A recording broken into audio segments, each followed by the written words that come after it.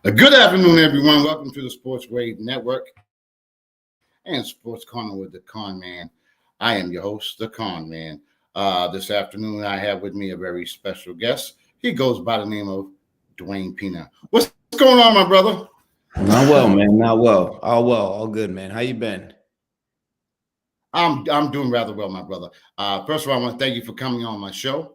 I'm here to give you your flowers because of, from the beginning, from the get-go, I know you, your whole family, and I'm so proud of what you accomplished thus far and what you're about to accomplish.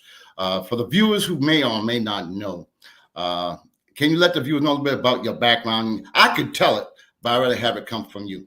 Absolutely. I appreciate you having me on the show.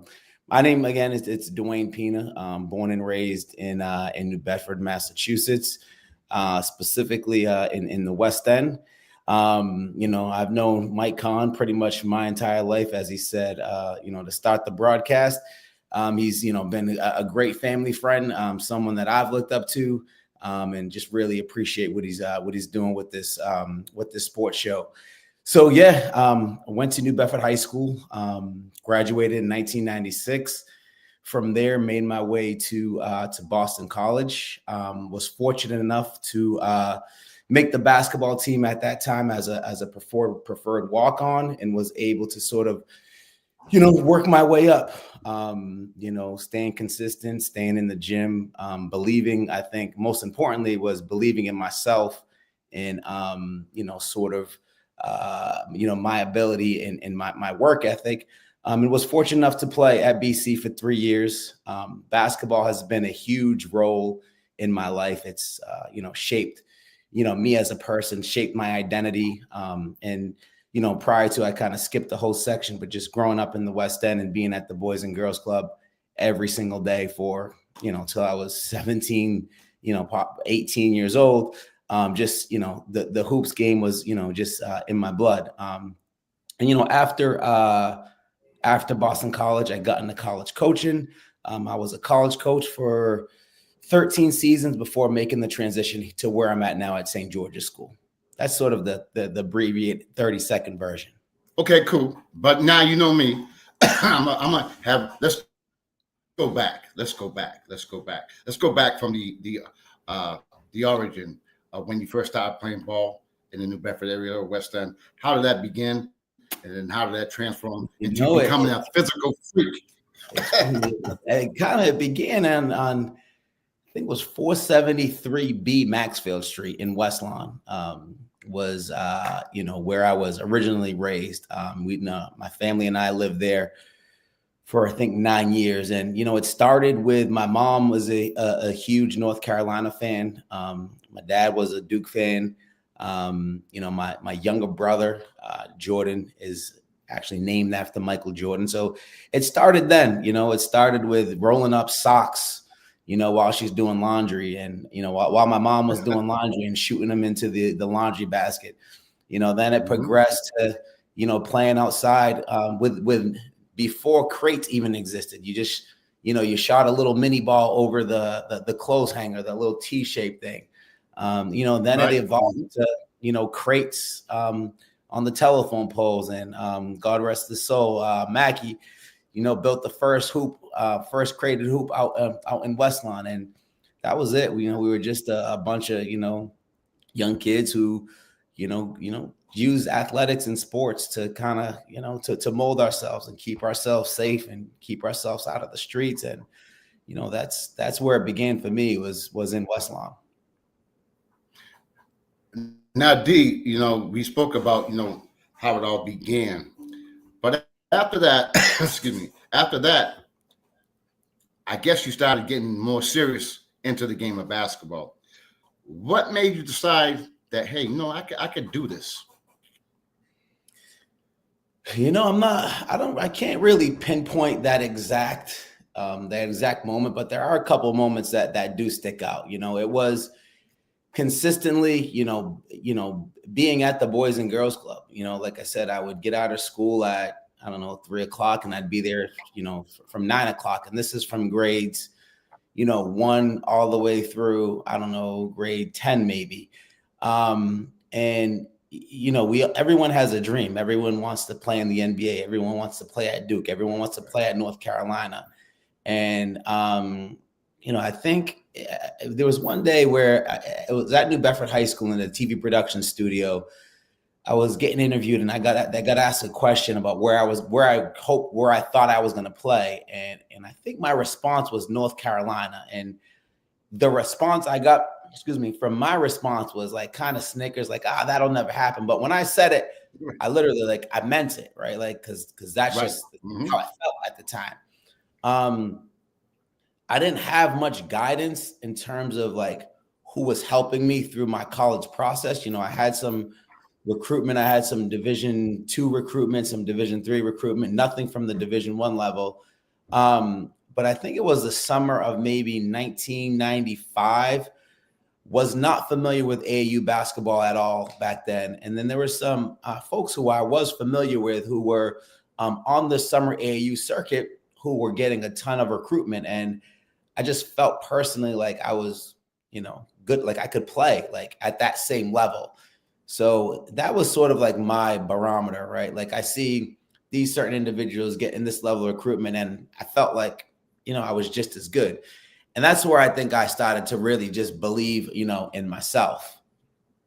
Now, D, let the viewers know and reflect on your high school career. Yeah, I mean, it was in terms of basketball. I went the traditional route. And as a freshman, I I was probably 5'8".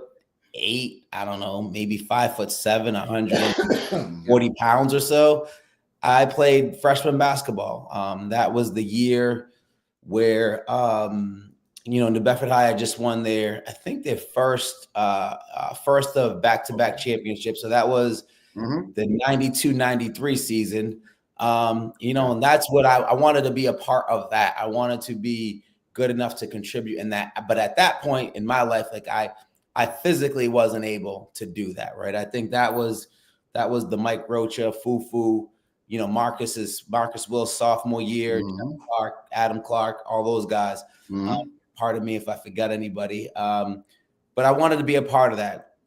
And then the following year, my sophomore year, again, probably still physically wasn't ready for that.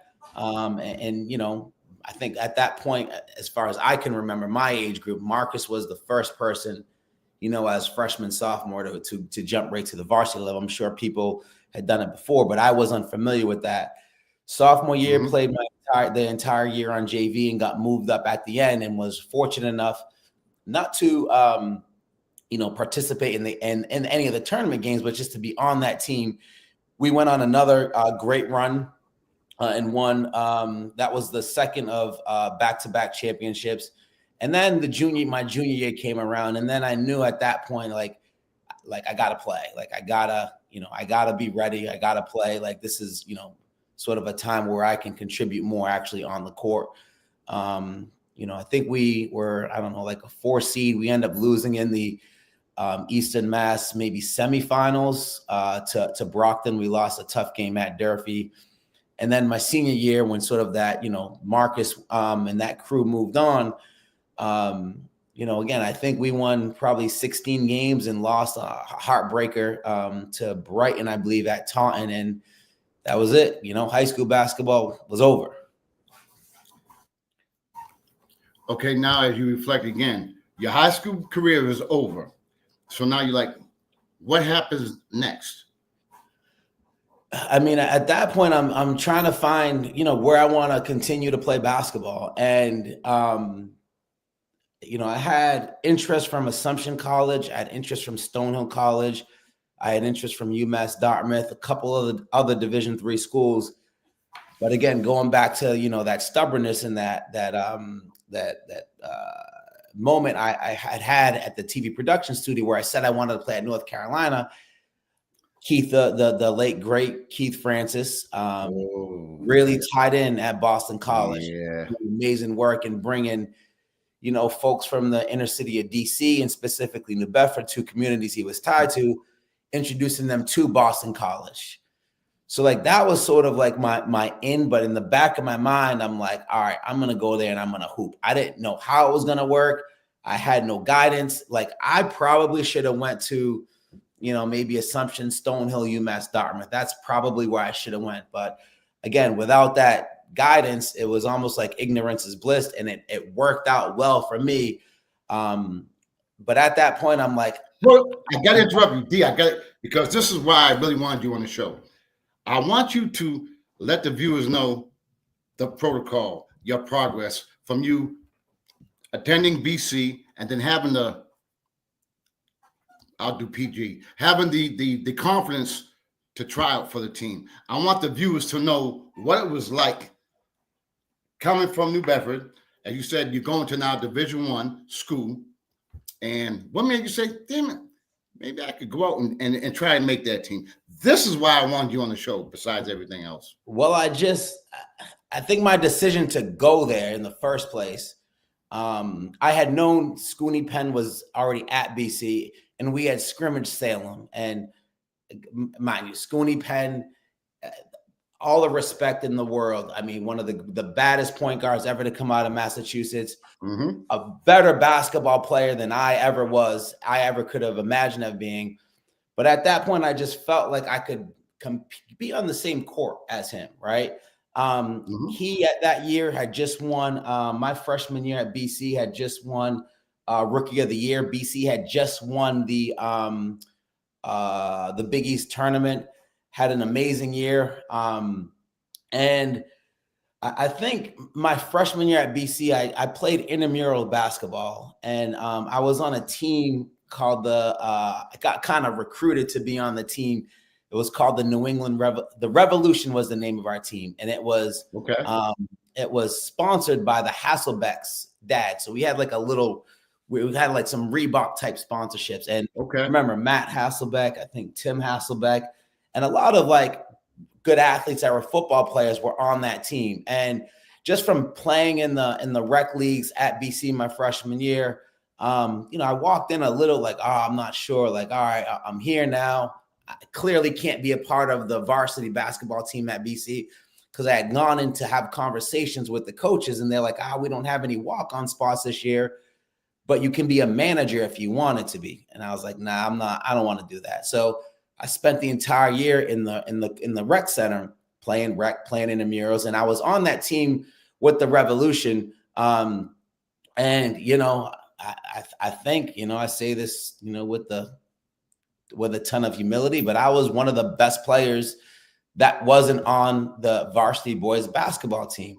We had played a championship game in Conti Forum.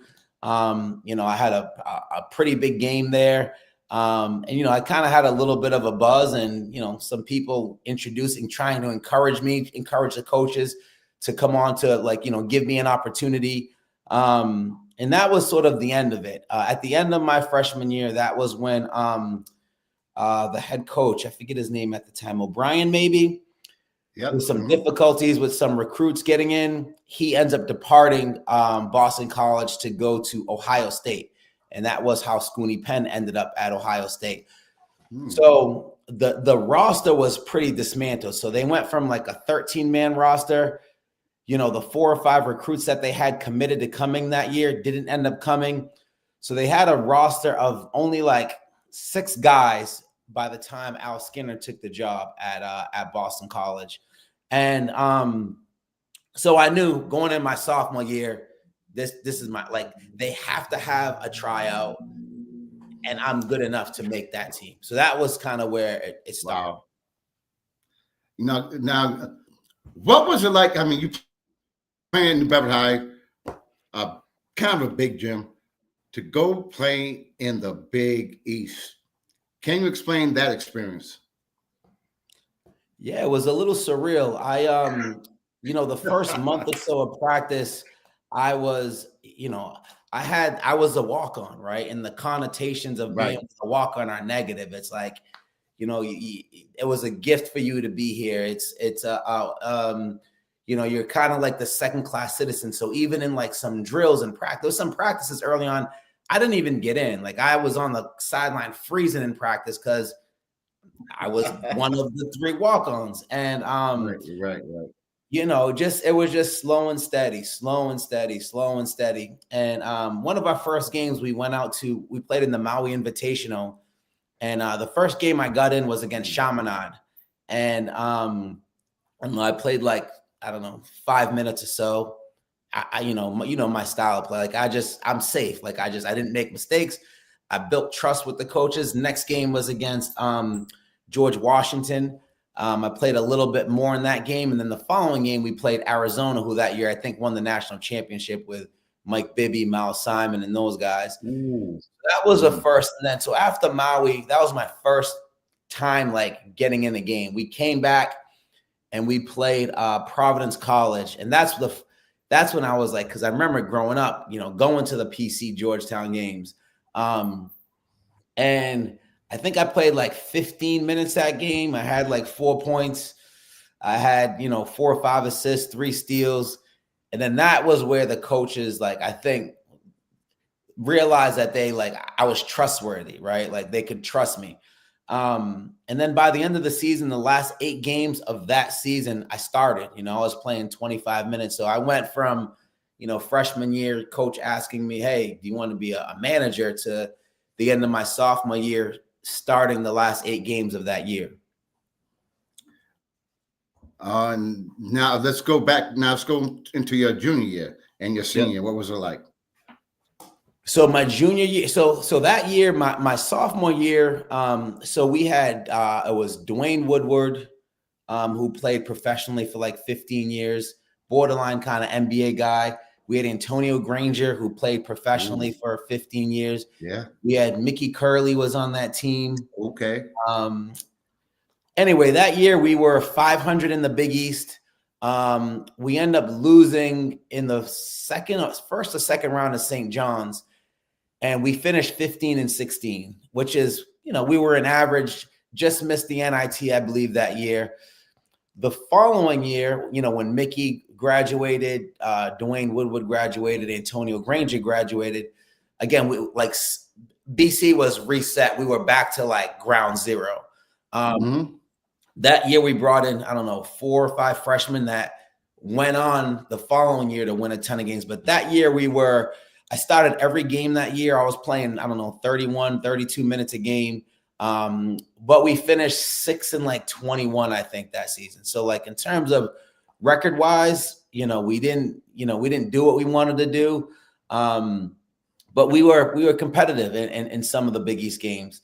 Personally, I played a lot.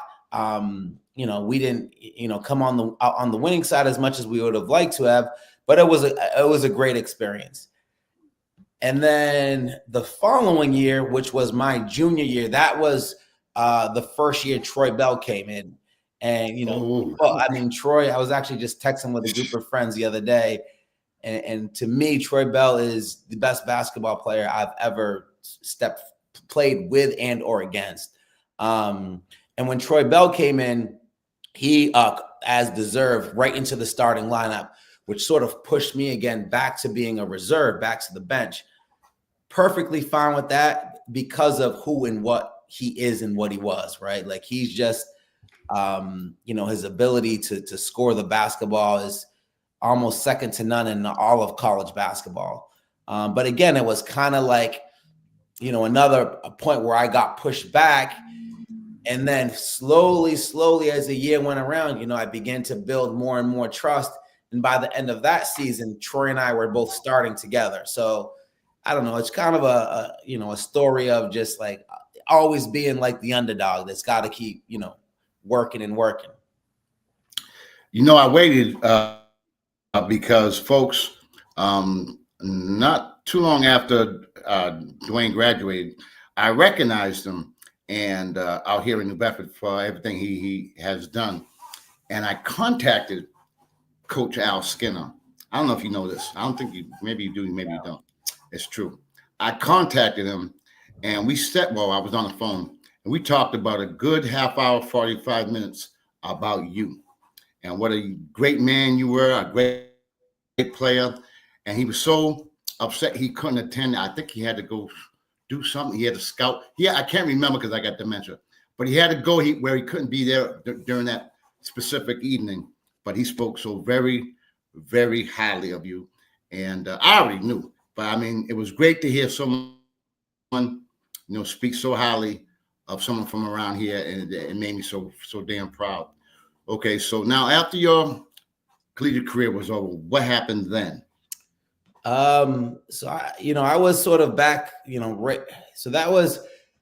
So at the end of my quote unquote junior year of playing, which was my senior year of actual school, by the end of like my junior year of playing, I got invited back for a fifth year. I think I thought I added value, right? Because at that point we had took Troy off the ball, and I was the primary ball handler, and I was the one sort of distributing the ball to him. So I got invited back for a fifth year. And then later that spring, as I was moving out of my college dorm, I was having these weird, funky chest pains. Yeah. And, long story short, I ended up having cardiomyopathy, which is a heart disease, a virus that infects your heart. And then basketball was the last thing on my mind. Then, it was a pretty serious diagnosis. Like, the pumping capacity of my heart had dwindled down to only about 15% of what was, coming in. Only 15% was. So like my heart muscle was severely weakened. So I spent that entire spring, that entire summer trying to get cleared so that I can play, because I knew we were going to be good. So that junior year we went from, my first year playing 15 and 16, second year 6 and 21. Third year, we went to like 11 and 19. That was Troy Bell's freshman year, with a really young, talented supporting cast, to now going into what was going to be my last year of eligibility. And that year, we were 27 and 5 and ranked like 5th in the country, right? So, but that year, I never got cleared to play because of my heart diagnosis. Yeah. That was it. Damn. That was the end of basketball for me. Whew. I remember that. I do remember that. That was tough. That was tough for all of us, along, of course, with you and your family. Okay, so after your collegiate career was done, and you had to get your health back to 100% or as best it could be. What happened then? So from there, again, I was kind of lost without basketball. I went back to BC anyway, but just wasn't on the team. Graduated, and then about a year after that, with Marcus Holtman, I went out to Cape Verde and played on the Cape Verdean national team one summer, and that was a great experience. And I came back and was in a little bit of limbo, like really didn't know what I wanted to do. So I ended up going to New Bedford High School. I was teaching at New Bedford High School. And I got a call about a coaching vacancy at Rhode Island College from a good friend of mine's friend. So Mark DeBrito's good friend from Bentley just got the head coaching job at Rhode Island College, and he was looking for an assistant. Okay. So that was my gateway, my entry point into coaching was at Rhode Island College. That was in 2004, 2005. So continue on your journey. Continue on with your journey. So 0405, I spent that season at Rhode Island College. The following year, this is a funny story. So the following year, I'm planning on going back to Rhode Island College. But there was Coach Rodriguez had called me one day, and he had asked me if I could work out some guys at the high school. I think it was Ryan Rodriguez, it was Nick Ponce, and Brian Rudolph. They had some college coaches coming in to watch them recruit, and it was on a Sunday morning, and I was playing flag football at the time. And I'm not sure if you're familiar with the flag football team with all the old fellas around, but it's very, very, very competitive. So I was like, and after the game, the fellas, we hang out, and this workout was at like 11 a.m. The flag football game was probably at 9:30, 10. And I was like, coach, I don't know if I can make it. I got a flag football game. I'm not sure. And after like an hour, I was like, you know what? I'll be there. So I went to my flag football game. I worked those guys out, and Max Good was there, who was the head coach at Bryant. Dave McLaughlin was there, who currently is the head coach at Dartmouth College up in New Hampshire, Ivy League school. But at that time, he was at Stonehill. Tom O'Shea, who was the head coach at St. Michael's, where Ryan went. Nick Ponce ended up going to Bryant. There was one other coach there. So anyway, so I did the workout. Didn't think nothing of it. I go back, get back to Rick. I'm at Rick starting my second year, and I get a call one day, and it's from Max Good, and he's like, "Hey, I really liked, what you did in the workout. I liked, your knowledge, feel for the game. I got a vacancy." So his assistant coach, a guy named Brian Keefe, who is now the head coach of the Washington Wizards, got offered a job opportunity with the San Antonio Spurs. So he called me and was like, "Hey, are you interested?" He's like, "It's a part-time job, but I think it could become full-time within a year." And at that point, I was at Rick, and I wanted to work my way up. So I was like, "Sure, I'm on it. I'm there." So I left in October at the beginning of my second year at Rick to go to Bryant. And I think about it all the time, like, because if I hadn't gone to that workout and stayed at my flag football game, who knows what would have happened. So then from there, Bryant had just got off of a national championship run. They were runners up in the National Division II national championship the year before. So I walked right into like I'm not sure if you're familiar with Coach Good, but Coach Good is, he's my mentor. He's one of my best friends. He is, one of the baddest dudes, one of the best coaches at any level, pros, high school, prep school, college, whatever. He was the guy who was probably responsible for getting the big boom of prep school kids to go to prep school. He was at MCI. I think Trey went there for a year. I don't know if Trey played for Max though, but he had 10 NBA players, 13 NBA players, 100 Division I kids.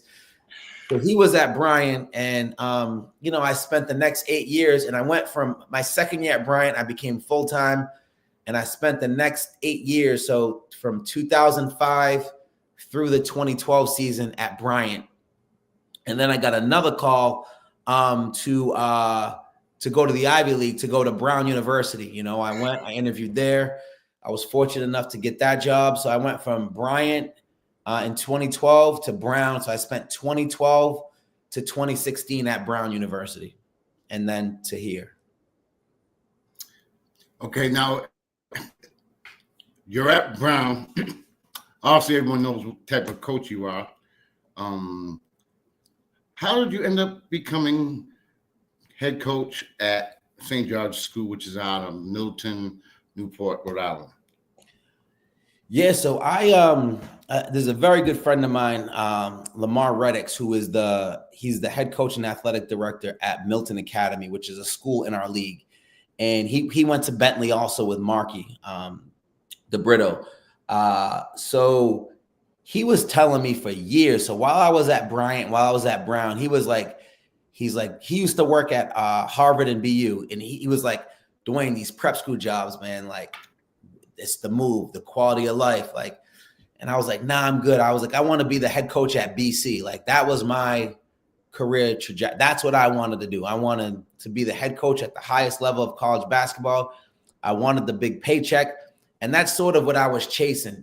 My 8 years at Bryant, my 4 years at Brown. When I was at Brown, my boss at the time was one of the youngest head coaches in the country, a guy named Mike Martin, who is, one of the hardest working, collegiate coaches in the country. I had a great job at Brown. We were getting better. We were winning. I knew what his career trajectory was going to be. And I was just moving up. And by 2016, I was, 36 years old. And I was starting to realize that, one, I was fortunate that I never had to move, right?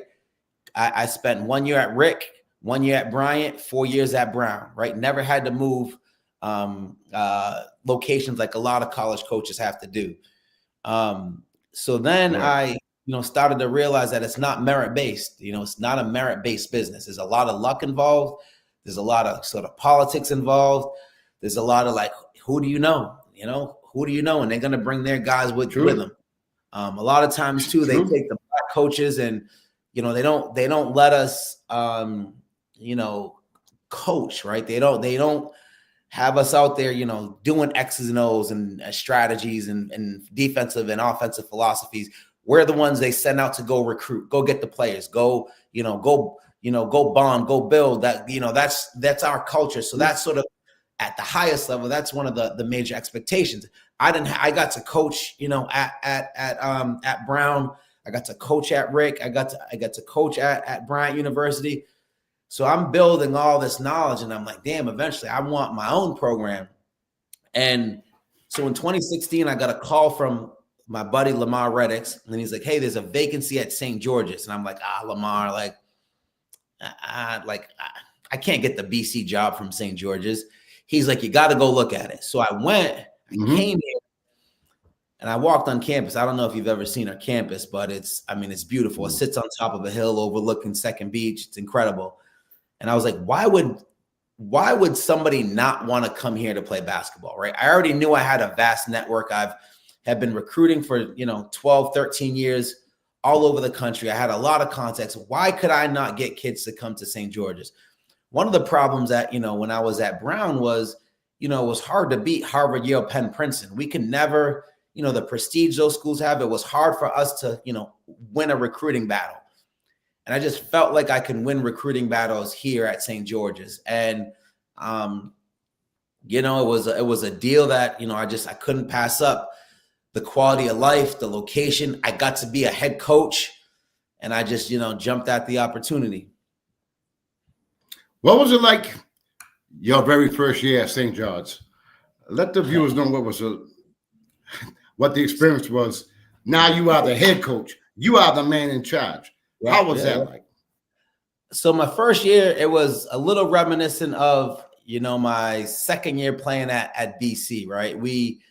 I got the job in the spring. I was able to get one recruit in that summer. I got a kid named Angelo Stewart who went on to play at the University of Wisconsin. He just graduated, I think, last year.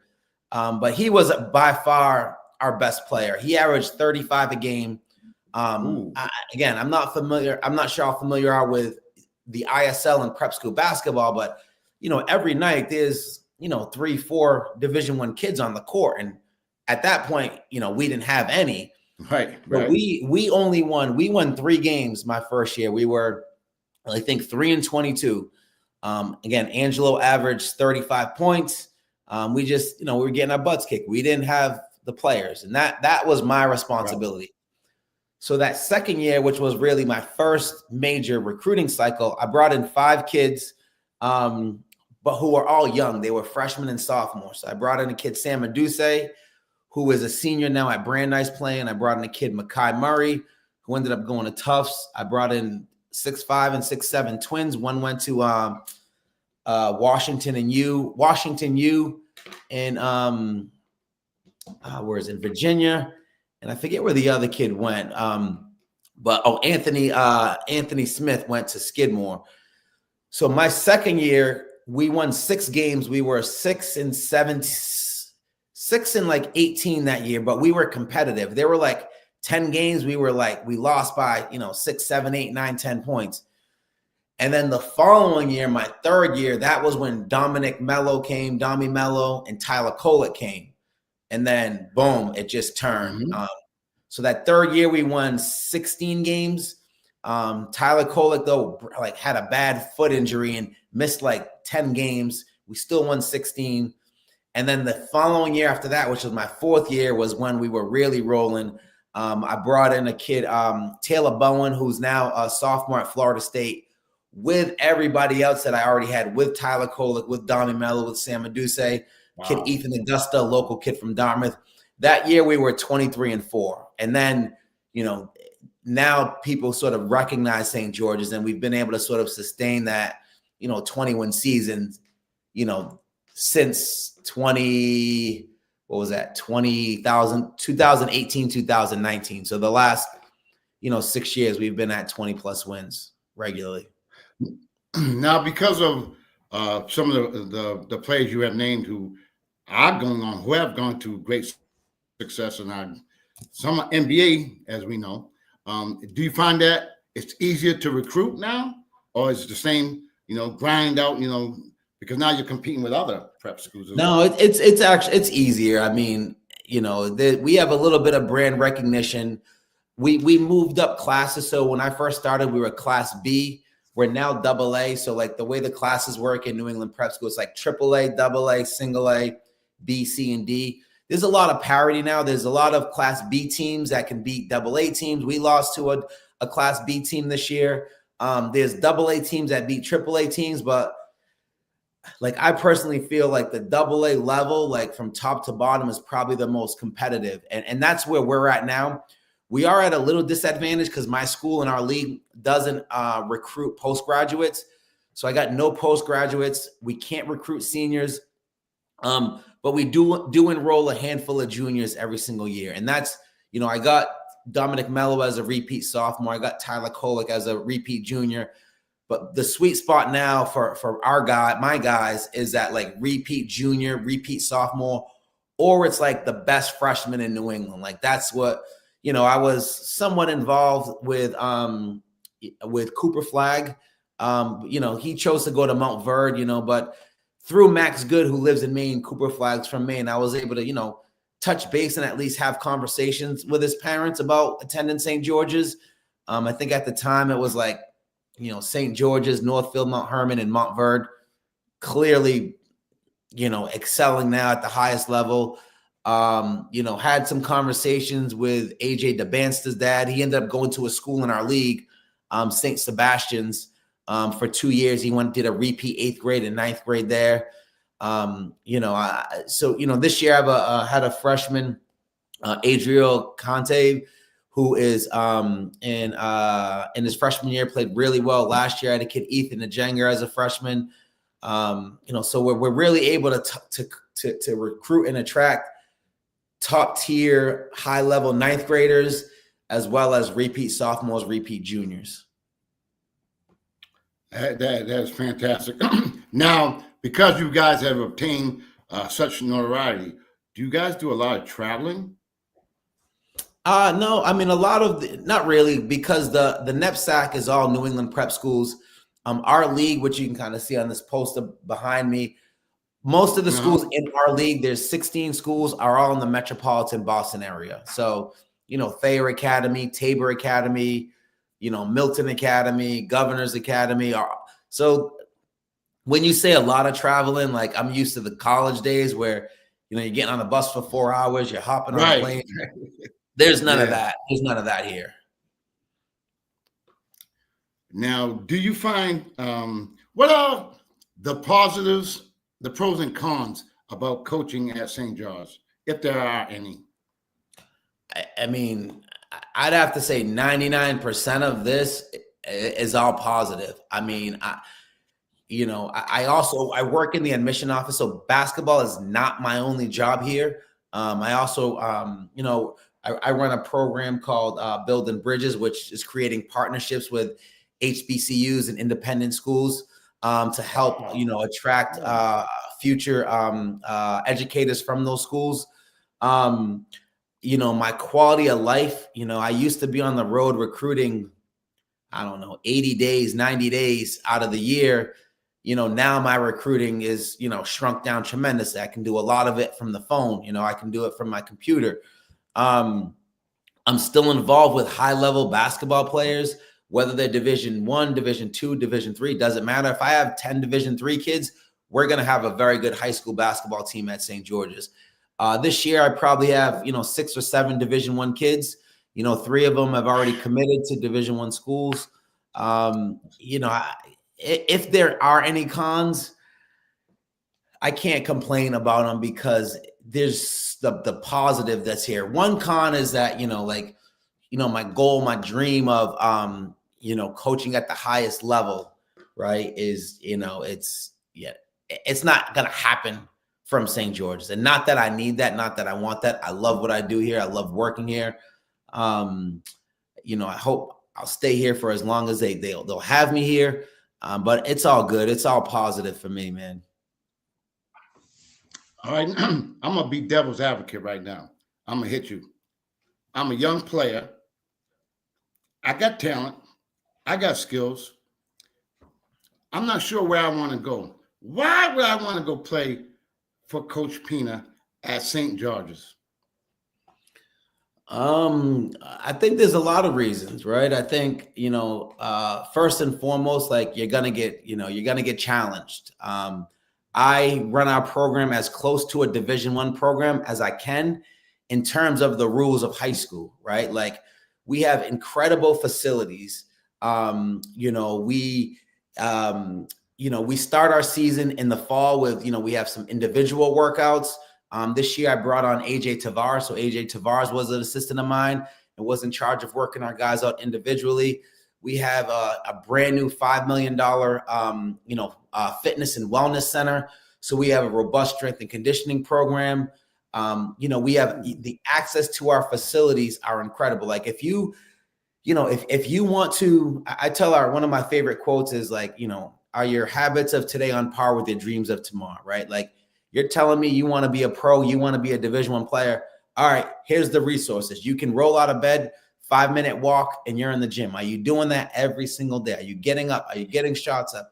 And you just have access to amazing resources. I like to think that, I do a pretty good job of coaching and teaching the game.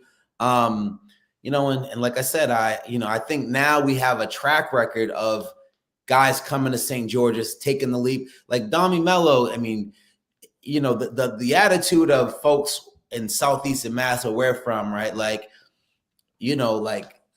all the pride in the world that I have, of being from New Bedford, being a New Bedford I graduate.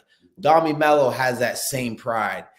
So it was difficult for him to leave Wareham to come here. He cried. He was crying the day that he, made that. It was an emotional decision. Right. And at that point, like, I'm just like, you just got to trust me, right? Like, not that there's not much more for you to accomplish at Wareham, but there's so much more room for growth, and that you can grow if you came to St. George's. And he ended up taking the leap of faith and coming to St. George's. And, I bet you if you ask his dad or ask Dami, about the process of that decision, if he has any regrets, I'm all but certainly sure he has no regrets about, making that decision. So, it's hard to pull some people away from, their local environments, but it is a little bit of a leap of faith. But when you get here, it's an incredible experience.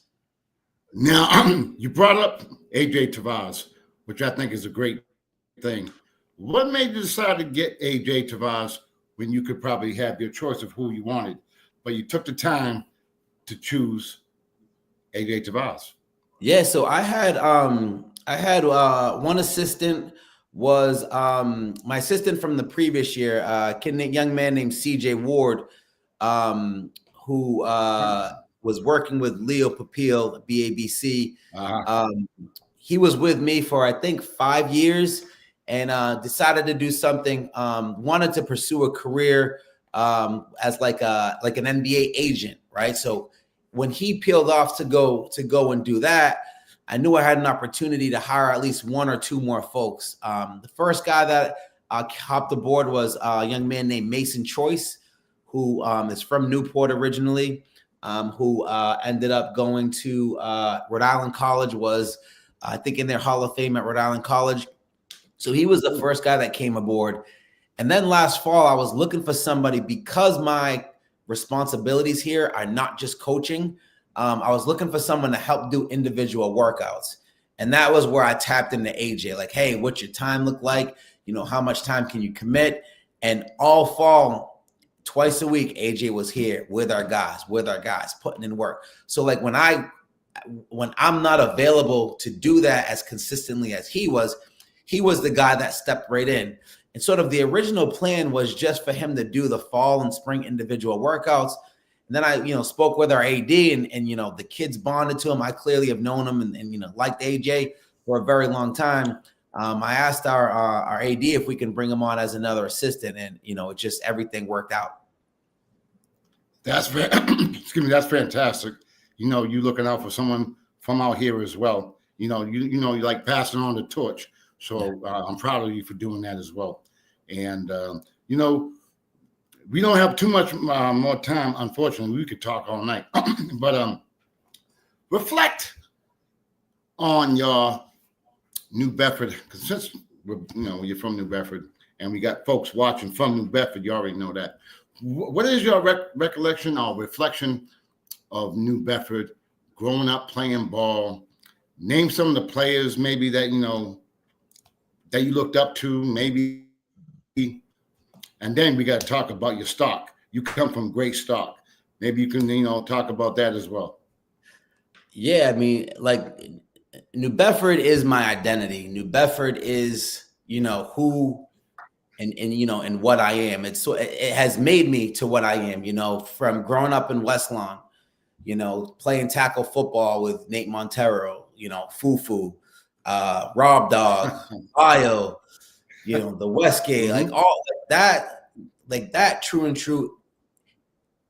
Every fiber of my body and every sort of success that I have had, I attribute to my upbringing in New Bedford, especially the Boys and Girls Club.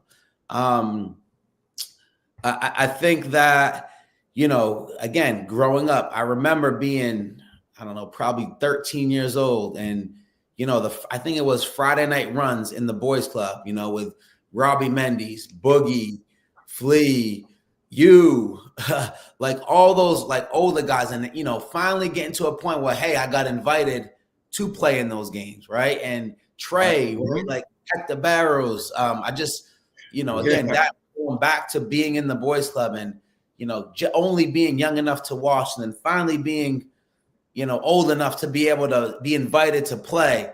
And again, like that's sort of who and what I am. And that is what my journey has been to, watching the high school, going to, in the 80s, watching, Chris Herron, Mike Herron, all the 5,000 people in the New Bedford High School gym watching those games. It's inspiring. It inspired me to sort of want to be and pursue more. See, now you have also inspired others, such as your brother. Talk about that as well. Well, yeah, I mean, I hope so. I mean, he, when I was at BC, he was our ball boy, and he was, I don't know, 6, 7 years old, and so he was there. He was on those campuses. He was, around, those guys, and I think his passion for basketball sort of, came through what he saw, happening in my life, and again, the influence that, that my mom had. So it's I would assume that the position he's in now, I don't know what year he's in at New Bedford High School, coaching the girls team, but I hope that he have been sort of a positive influence and helping to guide him a little bit through what he's passionate about. One thing I noticed, because me being a referee for 800 years, he played the game like you played, 110%. And you know what I'm talking about. You guys had energy about you guys, man. And your brother, and you're not the BBA in the men's league. You could just still tell how much he had a love for the game and how hard he played. And when you see people play that hard and have that emotion, it really is I don't know, it's a positive thing as well. And also, I want to give a shout out to your dad, because your dad, he's one of the pioneers for a lot of referees. Him, Peter Brittle, Eric Brittle, and Tony Montero. I can name names for whatever, but they paved the way for a lot of us guys who are now reaping the benefits of what they did in the past. And I just want to make sure that I give him a shout out, because without them guys, we wouldn't be doing what we're doing. I'm sure your dad looks now and sees all of us refereeing now, doing what they did, and maybe taking it a step further as well. I'm sure they wanted it, and it's happening as well. So as we're getting ready to end this very interesting show, and I'm glad you came on. Is there anything that maybe I didn't ask you, or maybe anything that you want to bring out that maybe I didn't? Any shout out you want to give out? This is your flowers. This is your time. I appreciate it. I think, one of the things I'm proud of here at St. George's is, when me coming up, I didn't know Tabor Academy existed. I didn't know what it was. I didn't know St. George's existed. Like St. George's was 30 minutes away, 30 miles away. Probably not even. So we don't have access, right? Like you don't know what you don't know. So a lot of the youth, when we were growing up, didn't have access because we just simply didn't know about, the independent school world, right? Like, and we were fine. I had an amazing experience at New Bedford High School for 4 years. All of my friends had amazing experiences. But like one of the things I'm proud of is being able to give this opportunity of an education experience at St. George's or even other independent schools to people from the area, right? Like, there's a small independent school, our sister school. It's right behind in the old synagogue near Buntwood Park. We take at least one girl from our sister school every year. We take several boys from Nativity Prep. So Najon Forts was at Nativity Prep. He came here and played for me. Trent Lattimore, who is Lenny Ramis Sr.'s grandchild, is now a freshman here at St. George's. Jasmine Kennedy is a freshman here. Graduated from St. George's. Ethan Augusto was at Dartmouth High School. Siobhan Rose, rest his soul to dad. She was a student here at St. George's. So, I've been able to expose some kids and some families to St. George's that otherwise might not have had the exposure. Now I know there's a lot more just natural exposure through social media and things like that. But like I've made a conscious effort to make sure, even like with AJ, right? I made a conscious effort to make sure that my tentacles and my ties are still connected to New Bedford. D, before we close, if anyone who's watching this, and I'm sure there are going to be quite a few, how would they be able to get in touch with you if they just want to kick it with you, find out more about St. George? Maybe they don't have much of an idea what it's like. Or maybe they want to go on for a visit or anything, that you might want to inform them, or how would they be able to get in touch with you? I'll share my contact information in the chat room, and I don't know if that's public right now, but email, my cell phone's fine. I'll put it in the chat room right now. Let's see. Okay, cool. Again, if anyone wants to visit, I also work in the admission office. We have 15 varsity sports. We have we're about 85% boarding, which is a whole nother experience in itself. Living in a residential community and going to school, from 14 to 18 years old. I'm more than happy to help, connect any families, with a tour or anything like that has to do with St. George's. That's such a great thing because it's like a campus setting. So, that must be, a great, I'm sure for a lot of parents who are watching, that would be a great thing because it gets them preparation for their college, becoming a student. And it has so much positives to it. Now, what I'm going to do before we go, because I can keep you here all night, although you won't let me. Are you going to that big thing tomorrow night with Mike Herron's thing? Yeah, I'll be there on, I'm not sure what day. I got to look at the schedule, but I'll be there at some point this weekend. Does it start tomorrow as the first day? Yes, I think it is tomorrow and Saturday. Yeah. I'll be there probably Saturday, Sunday. Then I'll be there over the weekend. That's about, 12 minutes, 15 minutes from where I live. Incredible. Okay, now I got to do this. Steve. I'm just going to throw some names out. First thing that comes to your mind. You with me? Yep. Flea. Legend.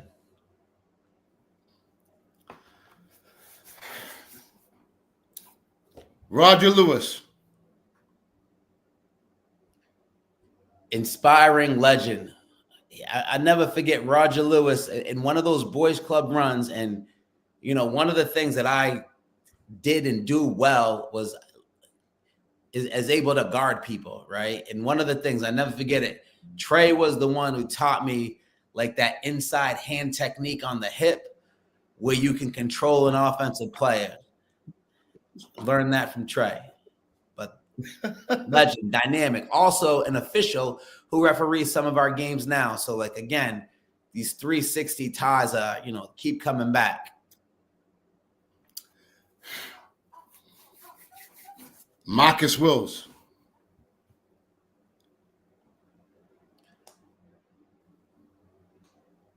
Legend.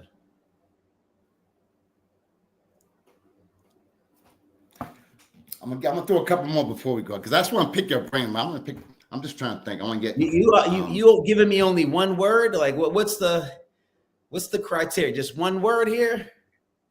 No, you can talk all you want. I'm just trying to put names in your head because you come from an era where you're too young for our generation. But when you were growing up, that's why I want you to remember who you saw. Or okay. You already talked about who the best player, you talked about Troy Bell. Who was the best player in the New Bedford area that you played against, and who was the best you played with? Not Troy Bell, not Boston College. We're going to talk about the New Bedford area. I know I put you on the spot. You may not be able to come back to New Bedford, but anyway, I'm just asking you. You can give a few, so you don't get in no trouble. Again, I think that as I was growing up, in the folks that I looked up to, right? Like Flea, clearly, one of the best. Trey, clearly one of the best. Billy Ash, one of the best. Oh, yes. Lamont, indeed. Ashley, Lamont. Remember Lamont? Yes. A lot of people don't know about him. Lyle looked up to him. Again, I was, at that time though, I was the smaller person. Like, I think who has the one of the Drake lyrics, when you're here, clearly not to this level, but when your idols become your rivals, right? So like at some point yes. I was growing and getting big enough to be able to compete. And I think something that always especially from the perspective I have now of like all of the basketball experience I have had at various levels and like coaching philosophies and scouting games is, what Marcus Wills did and what he can still do is it's really incredible. Like he plays basketball in such a simplified manner that I wish a lot of our kids still did, right? Like he had this uncanny ability to almost, move so fluidly and so smoothly through space. And his ability to make shots, to make big shots. I'll never forget the game it was at Brockton High School where he had like 42. And, the University of Pittsburgh was in. Again, at that time, I didn't know what that was. But like, there's nothing that I was shocked that he went to Northeastern at the time. Now I understand the decision. But, just, the way that, he played, same thing with Chris Herron. I didn't play a lot against him, but just, being able to see that and see them to grow, I feel, blessed to have been able to been around and been a part of that experience and sort of what he did carrying, New Bedford, for the 4 years that he was there. And D, before we go, I just want to let you know, because I talk a lot of smack. I got a big mouth. But your name comes up when we talk about, because cookouts, whatever, best point guys, this, that, how it is. And let me tell you right now, your name comes up a lot. And I think that that must make you feel so good because New Bedford, because we didn't have a lot of hype So we had a lot of guys that were, small. Yourself, Flea, Todd Reese, Collie Mountain, a lot of small guys. You know what I mean? But for you to be considered in that level, I think is a tribute to you and your work ethic and the type of person you are. Because it's an honor. I think it comes with a lot of respect, my brother. So I'm here. That's why I'm here to give you your flowers as well. So, Dwayne, I want to thank you for coming on my show. You are welcome anytime. You have an open invitation.